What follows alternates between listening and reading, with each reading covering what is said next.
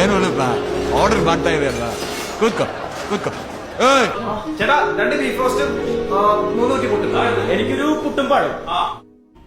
ഒരു ബീഫ് വരട്ടെ, ഒരു ബീഫ്. ചേട്ടാ 4 പൊറോട്ട, 2 ബീഫ് ഫ്രൈ, പിന്നെ ചില്ലുകൂടിലേക്ക് 2 ഉണ്ടോ? ഒരു ചായ. ശരി.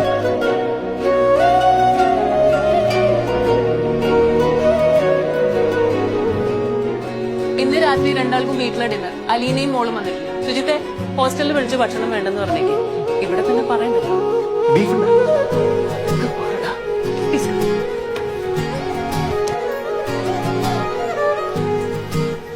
എനിക്ക് മാത്രം എന്താണോ പറയാൻ പറ്റില്ല.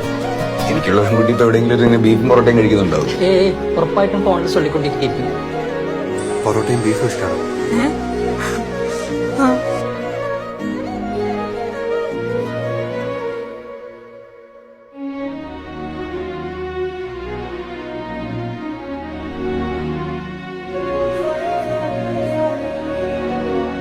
அதனால உங்க ஊருக்காரங்க புரோட்டா பீஃப் கறினா அவ்வளோ அலையறீங்க.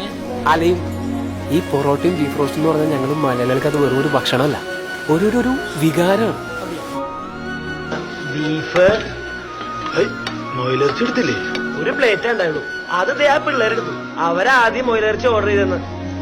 ഏതടവന്മാര് മറ്റേത് മൊയിലിറച്ചിയും കൂട്ടി ഒരു ഞെരിയിരിക്കാന്ന് വിചാരിച്ചതാ.